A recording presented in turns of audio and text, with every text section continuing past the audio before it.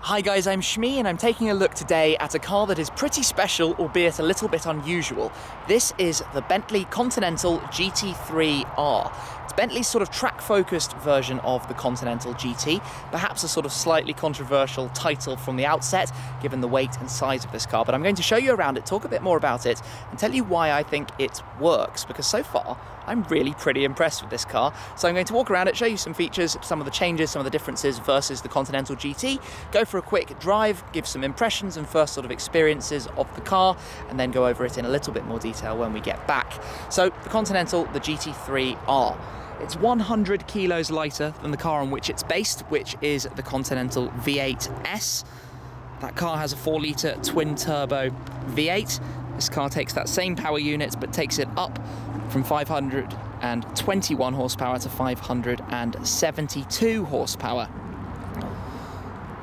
So less power than the W12 GT Speed and the W12 Super Sports models that have gone before, but the difference is of course the weight, because with that V8 power unit the car is down to 2,195 kilos, but bear in note of course that is still over 2 tons, 2.2 tons there for the weight. Now 0 to 60, 3.7 seconds, certainly no slouch when you consider the weight that it's transporting. Let's take a look at some of the cosmetic changes though. You can probably immediately see there's a sort of racing-inspired design livery on the car with the swoops and swirls and lines in the various shades of green, with the GT3-R badges on the front right and rear left. The car has new 21-inch lightweight wheels and some fairly gigantic carbon brakes, you can see just inside there. Carbon fibre side skirt running the length of the side as well, and likewise around the front there's a lower lip spoiler as well, and these vents in carbon fibre on the bonnet lid.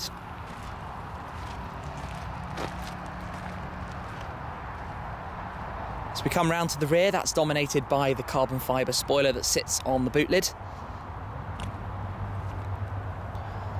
Nice design to the shape of it that flows pretty well with the rear end design, I think.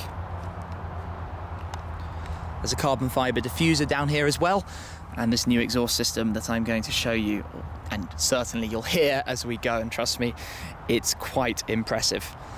Let's take a look at the inside, where we've got an incredibly opulent design. Still very much a GT car, just introducing these sort of materials and special elements. So on the door cards up here we've got this carbon fibre, we've still got quilted Alcantara and leather around the car with all the green highlights in the leather and the stitching. The car has new seats, new lighter weight seats, but still incredible comfort and support, with lots of very nice design and materials and finish that you would expect from a Bentley. Let's take a look inside. Steering wheel with Alcantara on the sides, the shift paddles, nice metal pieces, still maintaining those solid aluminium foot pedals, new GT3-R, custom floor mats as well, with the embroidery on the seats too. Now this car is a 2-seater, so if I fold the front seat forwards here, done like so, automatically then moves forward. The rear seats have been removed to save weight, and there's a new carbon fibre parcel shelf at the back with this area for luggage. So how does the car sit? Well, it's a 2-seater and it's still pretty large, but from my early impressions it's very much a sportier GT car. Let me just quickly show you this. One of 300 cars, the limited run GT3-R. So if I come round to the rear, you still have, for example, a very big boot, open by pressing the B, but some features, sort of, for example, you could have saved weight by removing the motorised motors going into opening the boot lid, but then you've got a massive boot, even with my shopping and bags in there. So you can see you can fit plenty of stuff in there, so perfect for a long distance cruiser still. So clearly they haven't gone all out on removing the weight, but there are other things that could have been done. But it's 100 kilos down on the Continental GT. That's how it gets those performance figures. But looks pretty awesome by my mind. Certainly sounds awesome, as you're going to hear very shortly, and is a very nice way to celebrate the victories in their first season of racing. with this special edition car, and clearly there is a market for it. It's been released at £237,500. No cheap car by any means. But to explain a little bit more about how it goes, let's start it up, hear how it sounds, and then jump in for a drive. The car is of course keyless, so we have the very nice Bentley key that you can simply insert in your pocket. Then it unlocks by grabbing the handle and opening. Jump in. It's a very comfortable seating position. Pull the door closed. There are soft closed doors as well, so if you don't close it entirely, it will pull behind you. Then simply foot on the pedal, hit the start stop button.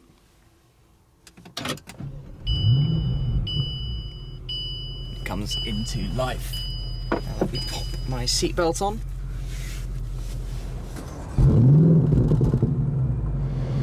It's a very hot day here today, so I'm just going to manually lower the aircon just so it doesn't turn over from the exhaust sound. So we're in park. 8-speed gearbox, 8-speed automatic gearbox. Let's hear how it sounds.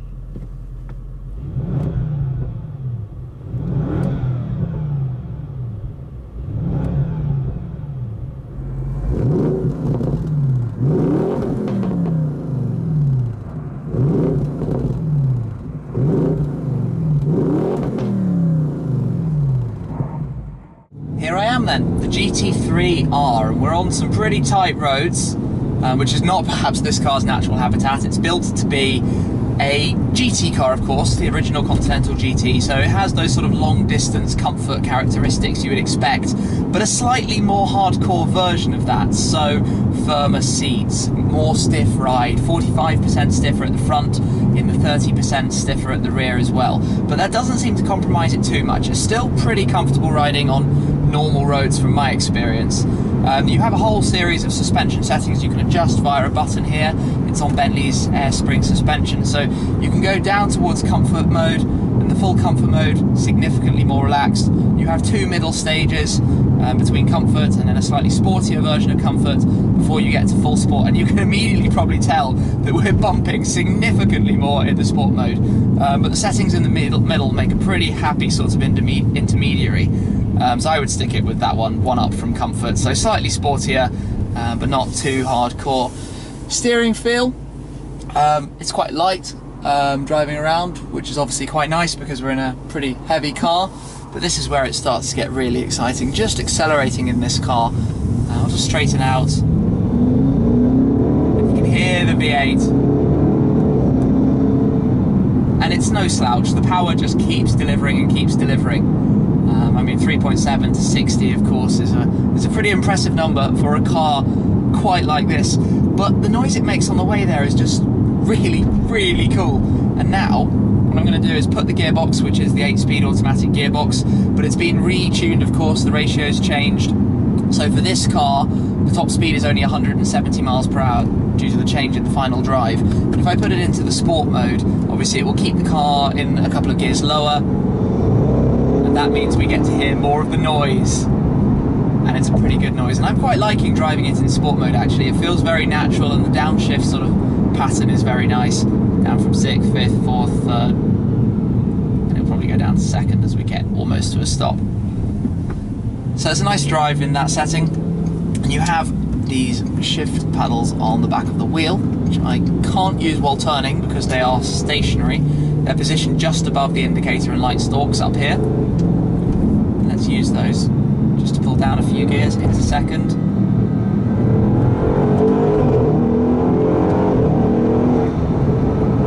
And you get that lovely burble and crackle overrun, which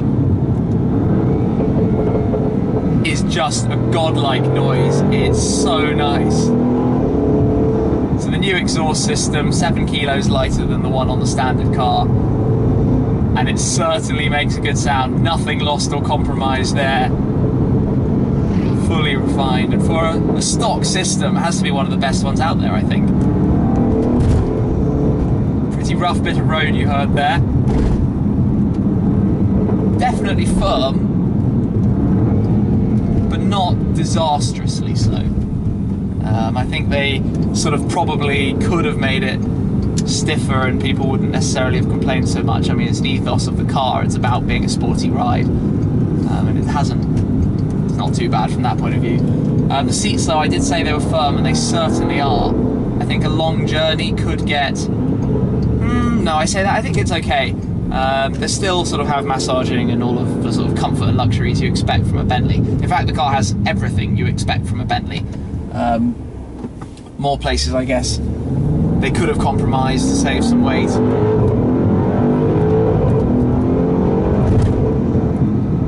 The paddles are really nice to pull. They're big and brutish, but they have a good feel to them, and you have to sort of reach up to get them to go over the stalks below. But there's certainly no problem to pull. So my initial impressions are that this is a really, really fun drive. Just avoid some roadkill there. It makes a monumental sound.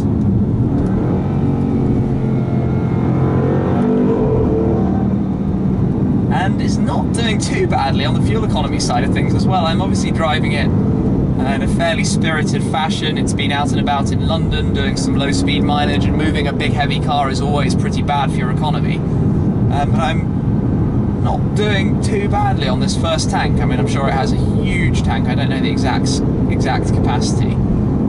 But basically Bentley have made this as a sort of tribute to their achievements of the last year. It's been more than 10 years now since the Speed 8 won at Le Mans. So it was good for them to get back in the racing circuit. I think it was the first British victory on British soil when they won in the Blancpain Endurance Series in some very long time, nearly 100 years or something, 80 something years maybe. Yeah, so it's a sort of tribute to that rather than an out and out race car. I mean, you wouldn't start with this base if that's what you were going for. But I could certainly see enjoying, let's say, a really long drive across motorways to get to some nice road where this car then does come a little bit into its own, because its steering and drive and feel is exciting and sort of thrilling and performance inspired, and you just feel like it's a sort of more engaging car to drive, certainly than the normal Continental. And the lighter weight side of this, because it's based on the V8 rather than the W12 model, certainly fits with the character, keeping it, I guess, keeping the weight back and making it more drivable.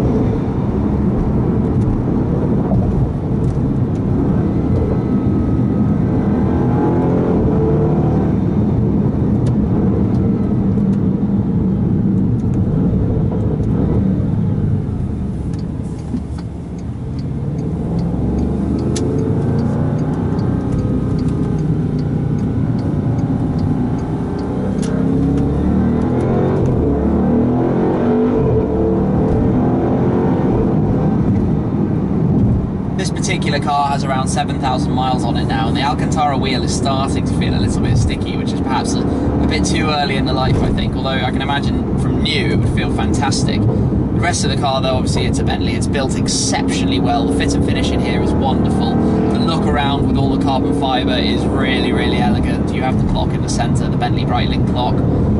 But it's just a very nice place to be, even with the green finishing of the 12 o'clock band on the steering wheel here.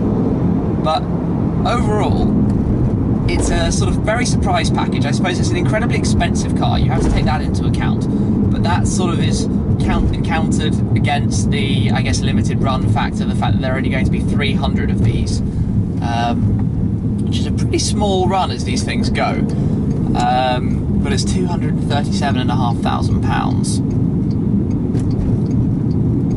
But it is a lot of fun, and it is very special, and it does look exceptionally nice. I've had quite a few people commenting on it anywhere I've been with this car already. And the sound is to die for. It's awesome, it's absolutely awesome. And it's not that it's antisocially noisy, it's just that it makes a really nice tone and has a wonderful burble and overrun sort of noise to it. 6,200 RPM, red line, quite low for a V8, but twin turboed. There is a little bit of turbo lag, but then when you get the torque, there is a huge amount of it, over 500 pound-foot, and it thrusts you forwards. But now let me put it back into the normal sort of driving mode, and I guess treat it a little bit more gently, and enjoy the cruise, because it really is a proper gentlemanly car if you want it to be, and then it's that sort of sportier feel. So I think where this car is going to appeal is to people who love the Continental GT but would like it to be slightly sportier. You know, it's not an out-and-out sports car. If you want that kind of thing, this isn't where you're going to have started. But it does add a little bit more excitement and a little bit more driver feel to what was already a fantastic car in the Continental GT, the V8S. By being slightly more lightweight and slightly more nimble than the W12 models that have gone before it.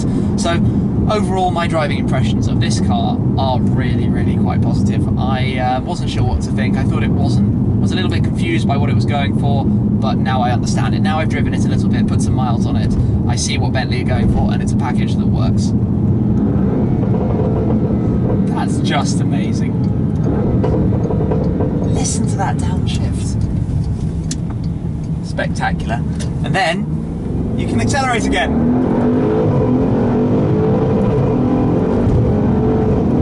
Even the noise slightly off the red line there is awesome.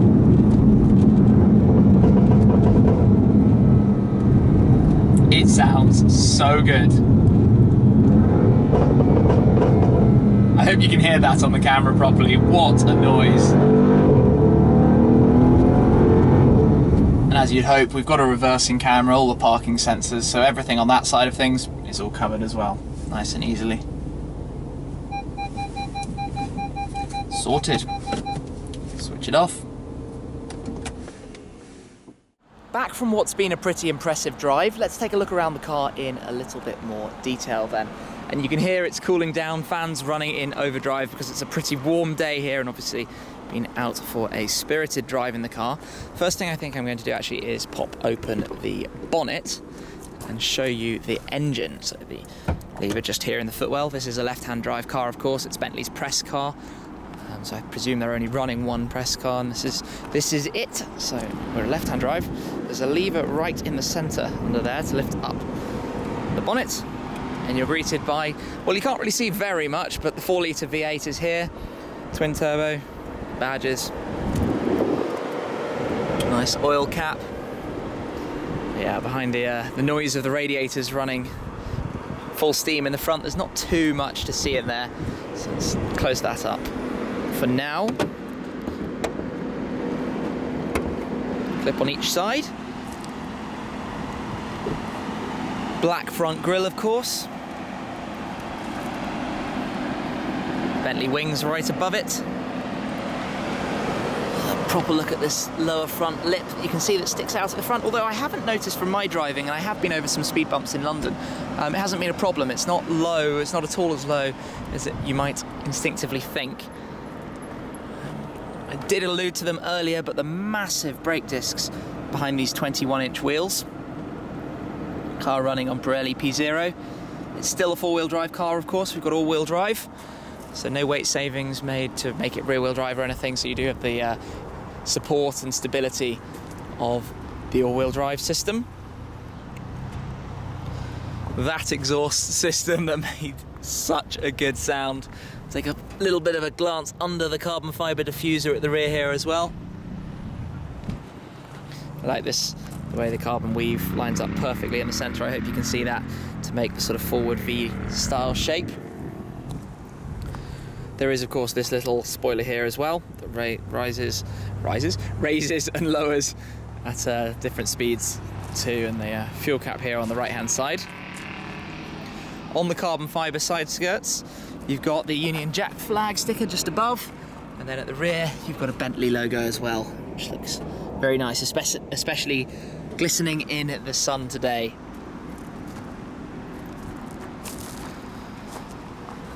Let's jump in and show you a bit more around the interior then. And I think I mentioned a lot of it. Obviously you've got a luxurious sound system, so you can see the speakers in the door. Little vent here, which presumably all connects through. Some good air conditioning, as I'm discovering, fortunately. Down at the floor. I'll get this closed. I'm going to start it up again, actually, because I need to be kept cool. Bleeping at me because I don't have my seatbelt on at the minute, but I believe that will stop in a second. So, interior.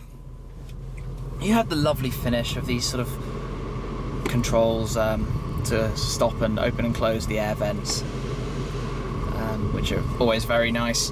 You've got a touch screen here. Let me turn the air conditioning down just so it's not so loud. So we'll turn on the entertainment system. Oh, mute it quickly because we don't want to be listening to that. So I'm in the radio at the moment, but if we go home, oh, that's a quick shortcut for the navigation, my apologies. I'm learning here as I go. Standard kind of navigation. I suppose not the most modern of systems, nor is it necessarily the fastest, but it's the same one that's familiar from the Continental GT and the like. If we go car, we have a few screens we can see with regards to tyre info and pressures and the like. And then beneath the screen we've got all the air conditioning controls, and there's a lot of different configurations you can have there. There's a rear button. Not entirely sure why you would set the aircon in the rear, because there is nobody back there to appreciate it. Electronic handbrake, the jog dial for the door mirrors, which are again carbon fibre pieces, and then you've got the heated seats for both sides. We have a lift system to put the car normal and high. I didn't even realise we had that, but I haven't experienced that we need it. But there we go. You can protect the carbon fibre splitter and diffuser if needs be. And then you have the suspension control that I showed earlier, just so you can see the damper settings in a little bit more detail there, and then press again to revert the screen, I believe. No, not quite. Yes, there we go. Back to what was on before. So cup holders here, a nice leather armrest. I've got some cameras and bits and bobs in at the moment, but lots of storage space in there, which is very appreciated. Big comfortable sized door pockets as well for plenty of stuff, with a sort of bottle shape holder here at the front. Up here on the dash itself, beneath yet more green trim. I just love the finish and sort of look around with all the green trim. It's kind of hard, I suppose, for you to see it all, but it's a very, very nice interior look. On the dashboard you've got the rev counter at the left, the red line at 6,200. In the centre you have a digital display. Beneath that, the oil temperature and the fuel gauge to the right, and then on the right hand side the speedometer, which is of course in kilometres per hour here rather than miles because it's a European car. On the steering wheel you've got the cruise control settings to the left and the media controls to the right. Electronic steering wheel, light controls down there beside, and a traditional key slot. On the right hand side you have trip, PDC and traction off controls. On the door your sort of mirrors and usual, mirrors, doors and windows and usual stuff, because of course you've got little rear windows. That button lowers all of them. Line back up so you can drive it with all of that open to prevent buffeting. You've also got a button to open and close the boot, and the fuel cap release as well, and the door lock button's just here beneath the door. And then it has soft close, so if I fail to shut the door properly, a little bit firmer than that, but not quite there, it latches itself back in automatically without having to pull it in, which is nice. Oh, and I've just spotted there's a GT3-R badge just here on the passenger side as well, above the glove box, which has your standard iPod cables and the leather user book here as well. So it's a cool interior. It's loaded with carbon, loaded with Alcantara and diamond stitch leather, nice materials to finish off a sort of sportier look on the normal luxury of the GT. But it's certainly very comfortable. Let me jump out. It just lets us know that the steering lock is on. So back out into the sunshine and immediately boiling up again. It's very, very hot today. But I've had a really good drive in this car, and I've really enjoyed it a lot actually. I can see what purpose the car serves, where before I was not, I suppose, entirely sure, but it'll certainly be a good road trip car, long distance drive, long journeys, but something you can enjoy driving on some good roads when you get there.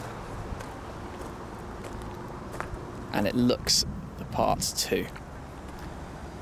Takes an ever popular design, just slightly tunes it up. I was a little bit worried that, or I suppose that they could have overdone the design with the stickers, but they haven't. They've done it very neatly. And that bit's not actually a sticker, that's a solid part of the bumper as well, to create that line back up from along the side skirt too. So there we go. My first look at the Bentley Continental GT3-R. 572 horsepower, V8 powered version of the Continental GT. Awesome drive. So I hope you enjoyed watching the video. Thank you very much for sticking tuned, and make sure you're subscribed for plenty more Shmee 150 videos with some pretty cool cars as well. That's it for now though. I'll catch up with you again very soon. Cheers! I'm going to be jumping on board the Delta Red 675 LT with Rob, my instructor, and it looks breathtaking. I was hoping for